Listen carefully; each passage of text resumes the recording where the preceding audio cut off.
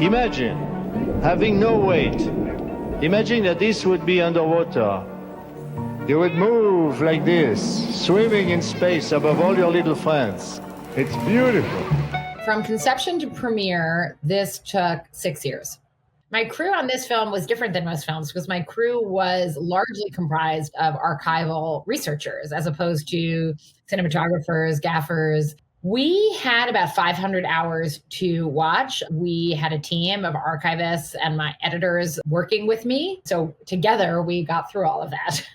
I'm going to expand the definition of editing room to include the virtual editing room, given that we edited this during COVID. It was about 9 or 10 months of editing, 3 days a week of me being there with my editors. So there's some math that I'm not going to do. When my friends and I started, it was for us the pleasure of discovering. I wanted to show what was in the sea so that people would love it. You focused on Bobby Fischer, you focused on Marilyn, you focused on, Nina Simone. So why Jacques Cousteau? Cousteau was a childhood hero of mine, and I grew up loving his show and, dreaming of riding aboard the Calypso as a child. And as a grown-up, in reading a book to my son about Cousteau, I realized that his whole story was being lost to a new generation. Tried to go online to show my son some of the films that I had enjoyed so much as a child. I couldn't find them. Looked for a doc about Cousteau, couldn't find that. So I began to kind of dig in a little. And when I did, I realized that it was more than just kind of wanting to share those adventures with my kids, but also it was about the message that became his legacy, which was the message of environmental protection and, sort of speaking on behalf of the oceans. So it felt like a voice that was really relevant today. We began to see that the things that we had admired were beginning to decay. And we said, we have to do something. We have to enter the fight. What drove Cousteau to film so much of his life and career, all of it, from very, very early until very, very late? Yeah, it's like the first reality show. Yeah. He says, I'm addicted to filmmaking. It's a sickness. I feel miserable when I'm not making a film. So from an early age, as a young kid, he was, tootling. He was playing with cameras, taking them apart, putting them back together. It was an obsession. And I think people think of Cousteau as this, man in a red cap, the captain of a ship. But really, he was an innovator, an inventor, and by his own estimation, most of all, a filmmaker. And yeah, they shot everything. They shot, retrieving corpses from the bottom of the seafloor. They shot their early dives as spearfishers before they had developed scuba. It was really remarkable. None of this stuff has been seen, and it was getting lost to history. I had to put a camera in a housing, so I had to invent that too.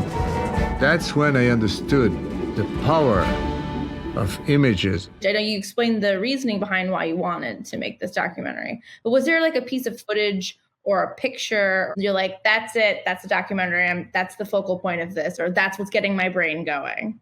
It was when I started to listen to Cousteau's interviews later in life where he talked about some regrets he had, regrets about the way he and his crew interacted with animals and fish, the way that he had accepted money from oil companies. He had regrets. He talked about his film, The Silent World, and not being able to even watch it anymore because of their treatment of sharks in that film. Because I was asked to show it again in Paris.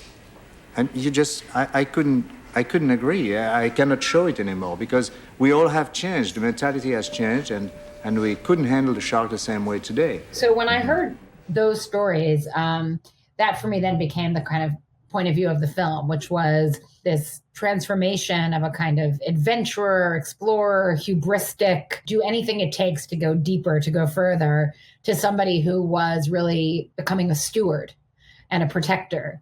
That became the focal point for me. My films are no more just about beautiful little fish. I try to convince people that they have to do something about this.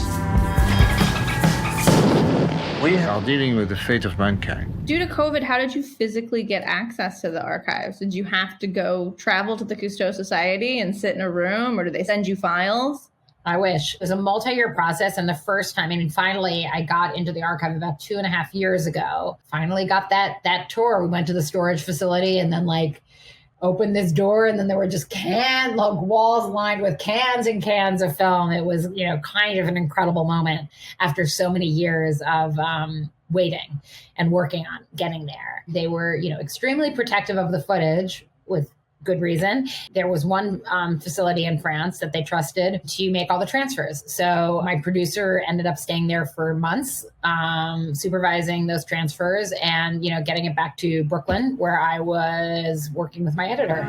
Is he a scientist, researcher, philosopher?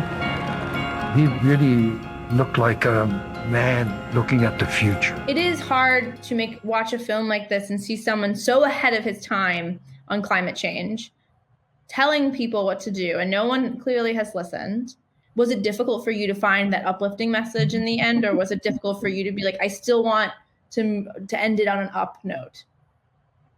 That's a good question. And I struggled with that. In the edit room, we talked a lot about, is this a Cassandra story? The myth of Cassandra, who's in Greek mythology is the prophet who warns of impending doom, and she's right, and nobody listens. And that's her curse, is to always see the future, but have no one believe her. That really was his story in many ways.